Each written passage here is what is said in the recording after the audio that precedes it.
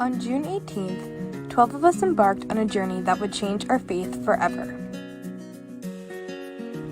We started out as 12 strangers with a calling to this mission, and by the end of the trip, we became true brothers and sisters in Christ. We got on a plane in Newark, New Jersey, and within 5.5 hours, we landed in San Jose, Costa Rica. There we got on a small bus and drove through the city of Alajuela and made it to our new home for the next week. With this place as our sanctuary, we accomplished 3 different mission projects throughout our time there. One mission being Vacation Bible School.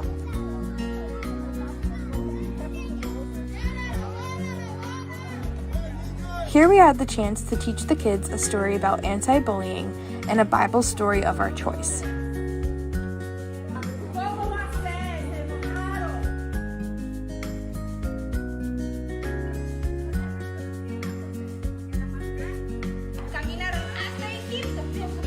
We were able to play with the children,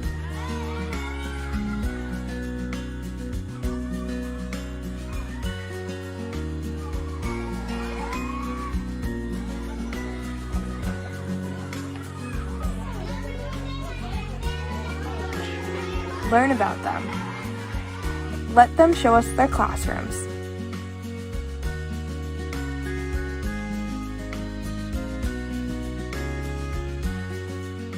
and even sing some songs together.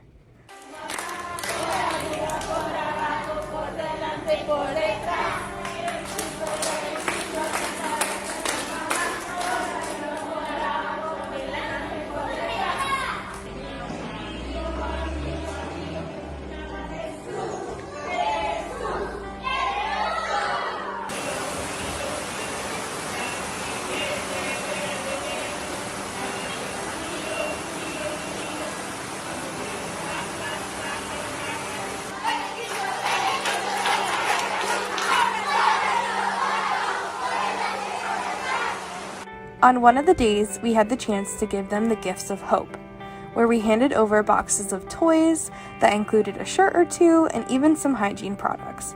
It was truly a blessing to be part of that day and to witness all the smiles on their faces. The second mission that we were involved in was construction. The construction crew had the chance to be able to create more bunk beds for the ability to host larger crews to serve more people.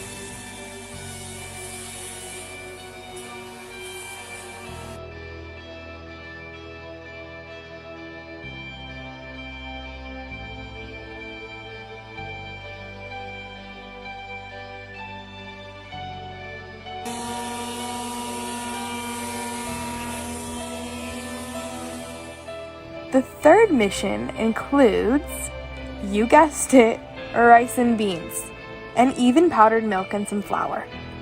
These components create a meal for a family of 4 for about a week. We prepped the food and the food bags and then headed out to different villages every day to hand deliver the food to the people of the community.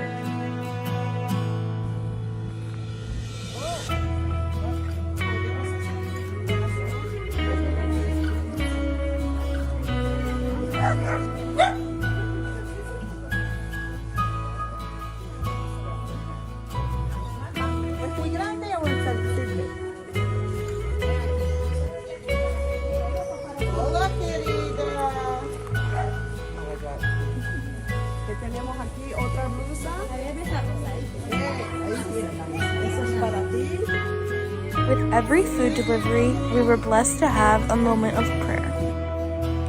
Each family we stopped with, we would ask what they wanted to pray for. Most of them were hoping for good health, and a lot of them prayed for the love of their family, while others wished for steady jobs and never-ending love of Jesus Christ.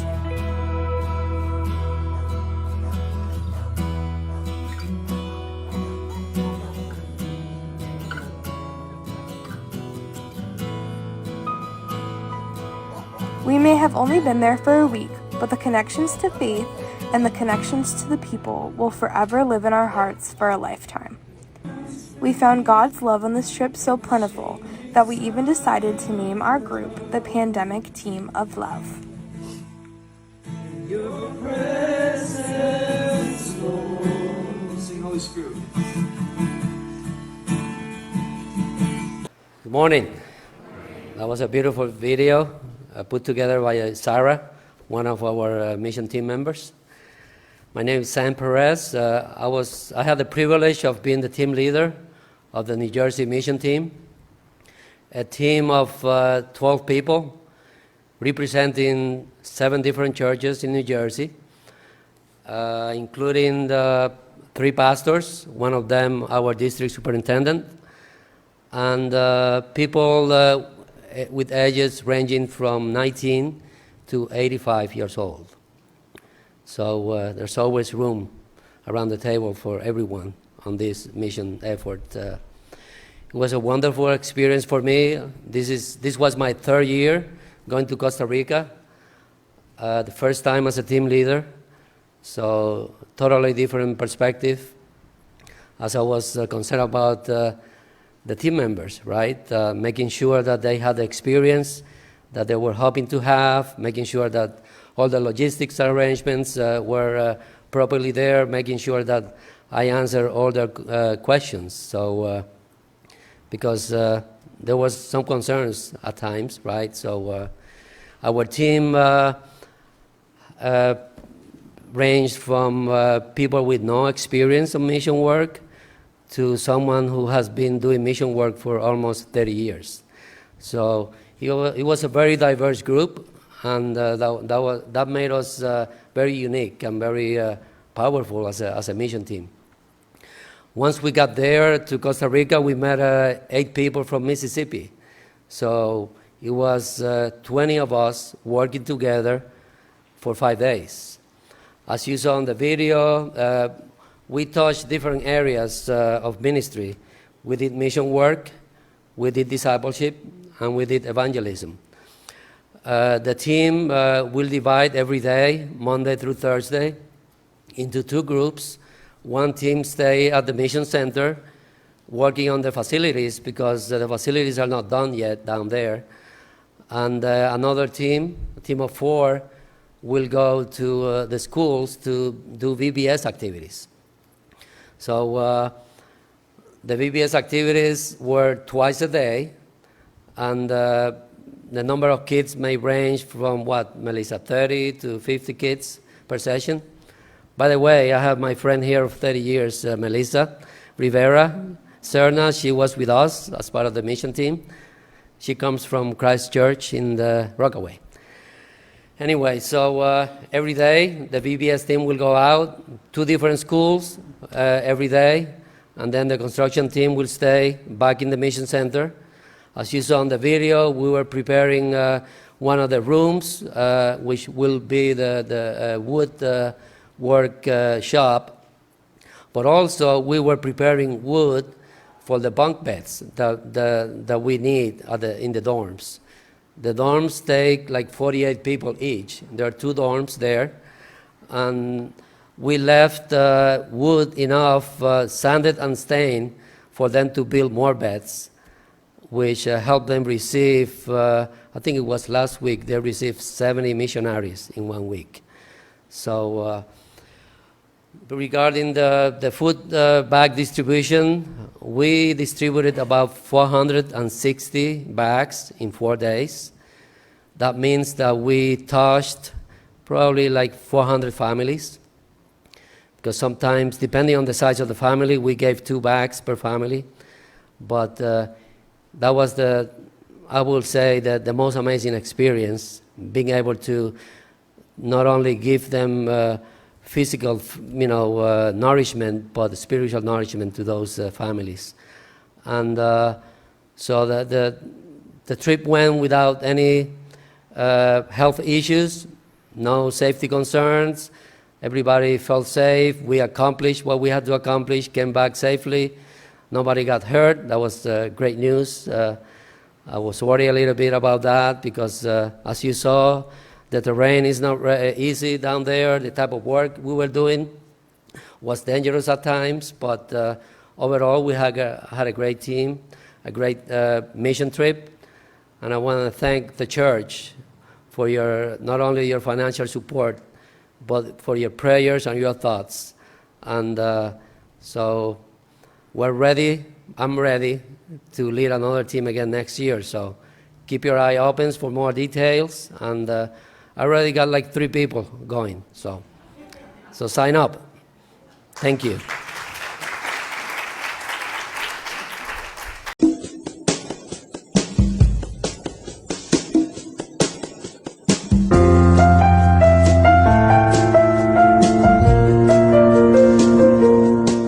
My name is Sylvia Weiland, and I moved to Roxbury about 3 years ago, so I've been here maybe 2. During COVID, I think I started coming to this church. I love it. Yeah, that's it, and I'm retired, so I work a little bit on the side because it keeps me busy. So that's it, and then I decided to do this trip. I gotta tell you, I don't know why, but I did, and I was glad I did. I was very comfortable during the trip and what went on. It was what I expected. I went to help, and I got to help. So the physicality of the trip, I was not expecting that. I thought, oh, I'm so fit, I'm ready to go, and it was challenging. It was. I wasn't complaining about it because I enjoyed doing what I was doing. I love helping out. The work was fine. Helping people is also something I enjoy. So, yeah, it went pretty well, but the physicality, yes. I was not expecting that terrain and the rain. It was the rainy season, so. How grateful everyone is for the smallest things. I mean, it didn't have to be much of anything. They were just so grateful and happy. That was a plus because it just, when you see them and you're talking to them, you can't help but get emotional. And it just fills you. It filled me with joy being there and helping and seeing their smiling faces and how grateful they were and how they were blessing us as well during the trip. So, yeah, that was, I guess, the best part for me. Kind of knew that how they were going to react to us. And our reaction to them. I knew where I was headed, but it was a blessing. Being there was a blessing. So, yeah, they were just so happy to see us. Nobody's. I don't know. It just felt funny because they made you feel special. They made us all feel welcome and special and blessed. It was a very emotional trip. Like I said, it's so many levels that it's hard to describe. This was my first trip, mission trip, either way, here or abroad. So, although I kind of lived my life that way, trying to help others and that which most Christians try to do their best that way, but on this level, no, I have not. So this was quite the experience for me, and yeah, I'm gonna do it again. Yeah, definitely. It's a feeling you have inside that you just can't copy. It's just something that happens to you when you're away, and it's kind of indescribable for me anyway. I just know that I want to do it again.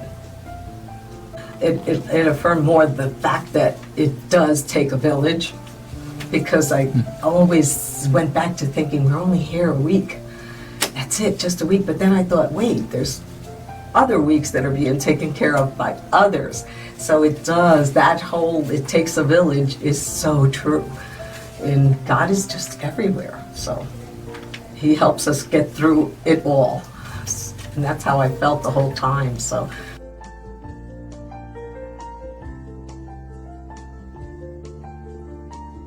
Hi, my name is Sarah Waldron. I was one of the 2 youth members who was able to go on the Costa Rica mission. Before going on this trip, I was worried the most about if I was religious enough, if I had enough faith in God, and if my faith in God was strong enough. And I think that's a hard question for a lot of us. Is our faith strong enough? What does faith mean? What does it mean to you? It's a question that I always struggle with is, am I religious enough? Do I have the most faith that I can have? And will my faith be able to help others? And with that question always coming into my mind, I saw God in the mission every single day. He all kept us going. He kept me going. He kept me waking up every morning at 6 a.m., getting ready for breakfast and not being sore from the day before. And He allowed me to help so many people and do whatever I needed to do to help them because I knew He was with me, even when it included going down these crazy stairs that I have never seen before in my life.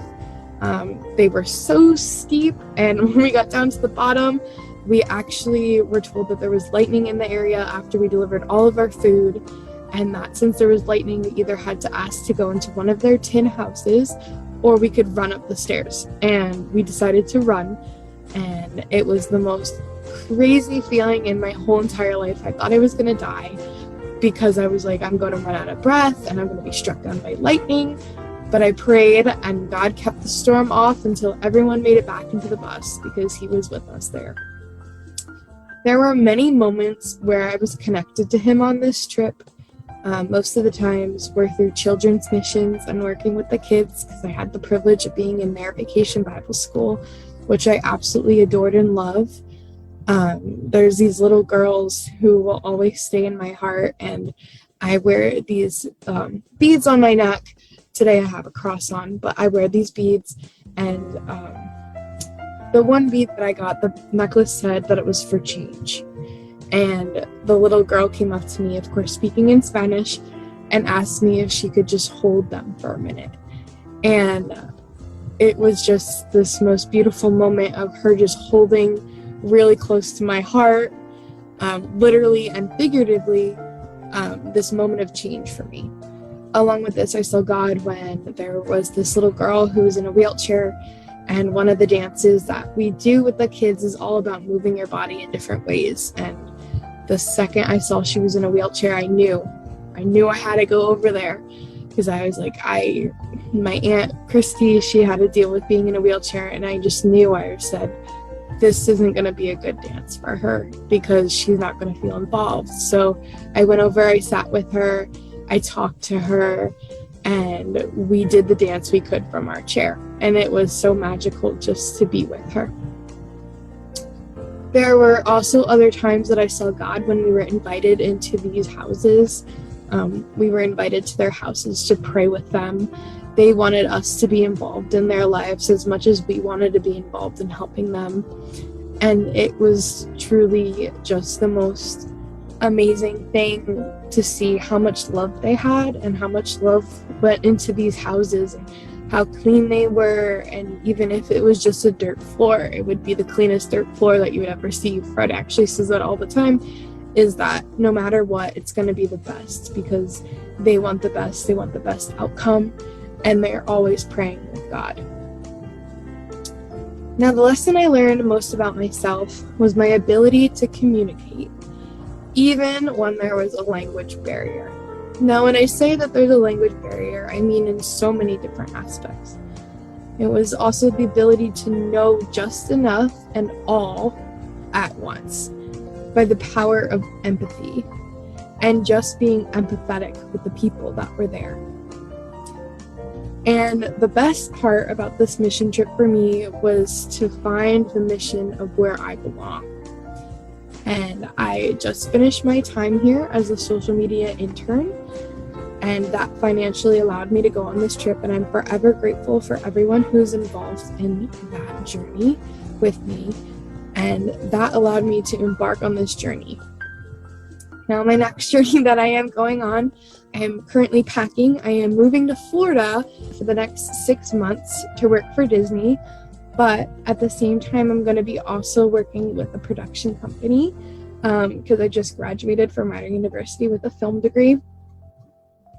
And the company works on documentaries, and their whole mission is finding people's voices that need to be heard.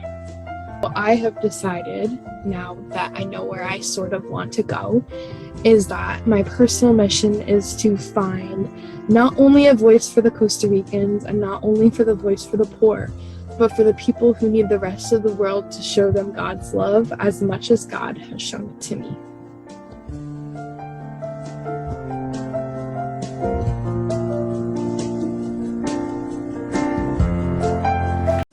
For our final part of sharing more about just the experiences of the trip, I would like to ask Marge and Sam to come forward. We're putting them on a seat to make them comfortable, and I'm going to be very soft-spoken, my unusual part of me, you know, when I have to be more quiet and listen to other voices.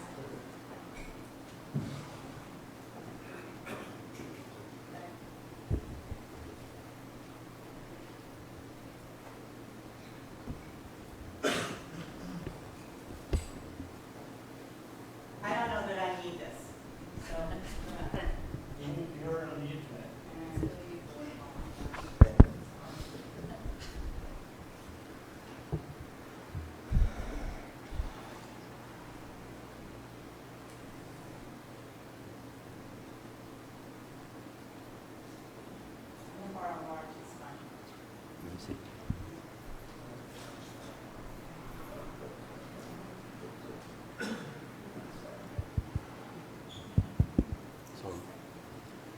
Thank you, Sam. So this was our first international missions trip from this church. We've been involved in supporting missions in other countries. I'm going to stand over here. And we've done things like Christmas Child Box, where we've sent things. We have supported recently a missionary in the Ukraine. We've supported another one in South Korea. But this was our first time having people go to another country and do hands-on mission work for a week. And one of the things, whenever you do a mission job, you have this attitude, like, I'm going to go, if you've never done missions, first time you go, you might think, I'm going to go and I'm going to save someone, or I'm going to rescue someone, or I'm going to make their life better. And when you get there, you realize they probably end up saving you more than you save them. So knowing that, I probably want to ask Sam and Marge both, what was something most that you saw that either did surprise you from your initial perceptions or something that you really didn't expect at all? I have to say the way they touched my heart, and I think it's been said a few times this morning. You know, you go there thinking that you will be doing good for people and delivering food bags and doing some of the construction, but I think it was so much more the opposite direction, what these people were doing for me. They just had such big hearts. And I actually, if you don't mind, was going to read something. It's the happiness of the people there. They were just smiling all the time, despite whatever their circumstances were. They were just a very happy people. And there was a phrase that we heard quite often. They used it in a lot of different situations. Hope I could pronounce it. I believe it's pura vida, meaning pure life or good life. And they would use it as a greeting, hello, goodbye, just in every situation. That's the way they greeted each other. And they're just, everything about the people was good. They were happy. And they're very grateful for everything in their lives, even though by our standards in this country, they don't have a fraction of what we have. And you saw where we were walking down that mud staircase, and Sam made a comment that we did not have a casualty. I was the near casualty. It was wet. The stairs were maybe 6 inches deep. So you're trying to step down, and my foot went choom. And luckily there was a railing or something right next to me. So maybe that was a God thing. I grabbed onto it. Otherwise, I would have been down these stairs 20 feet, if not further, and that would have been our casualty. So again, it was a God thing. And a couple things that really moved me. I was one of the few in the group that did not speak Spanish. So we talked about, I think one of your questions was, what were some of the challenges? For me, number one was the rain, as you could see from these pictures. We were more than soggy, and then we'd get back to the dorms, and nothing would dry out. You'd try to hang things up thinking it would be dry for tomorrow. Well, it's still wet. So the rain was a real challenge. And for me, the language barrier, because so many in the group did speak Spanish. And when we stopped at each family, there was a group of 4 of us. So there'd be 3 from the mission team, Sylvia and I, and one other lady, young lady from the Butler Church. I guess she was our youngest participant. And then an individual, Carlos, from the mission center. So the 3 of them spoke Spanish. So when we would stop to deliver the bags, there'd be this conversation going on, and I'm missing a lot of it. And my team, they were so good. They made an attempt to translate things for me, keep me involved in things. And then we would ask the family what we could pray for. So then one of us would pray. And again, because I didn't speak Spanish, Carlos a few times encouraged me. He looked at me, he said, "Would you lead us in prayer?" Okay. So I'd pray in English, and they would translate it. And then again, getting to the language, there was one man I specifically remember. Most often there were women coming to the doors, and we were handing the food bags to, but there was one situation, it was a man. And he understood that I did not speak Spanish. Well, he converted to English for my benefit. So it's getting back to that theme about what they were doing for us and being so compassionate toward us. And the final thing that I remember that made a big impression, there was a young girl, maybe in her teens or so. When we got to that point where we were going to pray with them, she wanted to lead us in prayer, which she did. So it was just, again, all those connections that were made, amongst the team itself, the 12 of us. And I thought it was interesting today, the gospel reading from Matthew talked about the 11 disciples. I think we were the 12 disciples, and that's how we refer to ourselves. And we connected with the group from Mississippi. They were wonderful. There were some good friendships there. And you saw us singing at night together, which was just a nice way to end the day after, all the hard work that we did. And I think I've covered just about everything other than would I do it again? Well, hold off on that one. Sam, this was your 3rd time. What was different? I know you were the leader this time for those from the conference and definitely from our church. Yes. But besides that, what was different? Yes, I was, I guess, concerned about, a little bit, not too much, but about the other missionaries having what they needed to have a good mission experience, to fill it all in, to have that great experience that I have had for 2 years, But I got to a point where I said, God, we're here, use us, there's not much that needs to be done, but to make it happen. And on each mission trip that I go to, you go with things in mind, but God always has so much more for you, and it's unbelievable, you think you're going to do this, this, and that, and you think you want to be in control, but you're not in control. God is in control, and you're just an instrument. So that's very important for me when I go on a mission trip, to remind myself that I'm just an instrument.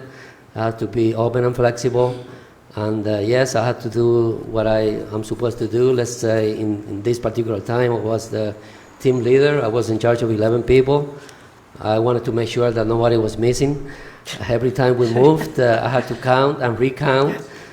So, but I had to also allow myself to enjoy the experience and to be part of that experience. So, but it was wonderful. You know, I will do it again and again.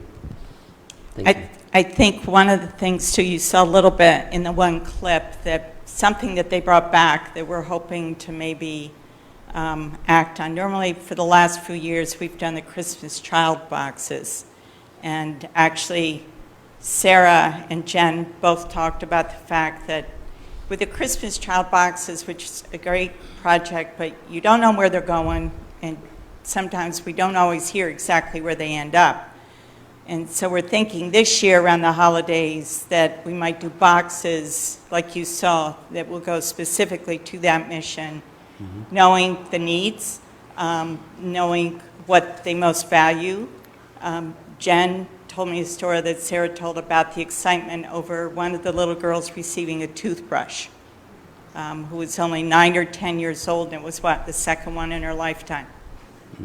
Yeah. So one of the things that we also do is take what they have done, bring it back, and try to figure out, okay, how do we help more? How do we make it better? How do we support them? Because the reality is, and Sylvia said it in her video, they were there for 1 week, and then you come home, but the need doesn't stop. And when you do missions, I think that's one of the things that keeps you going, is because there is no such thing as once and done effort. You cannot go and fix it or solve it.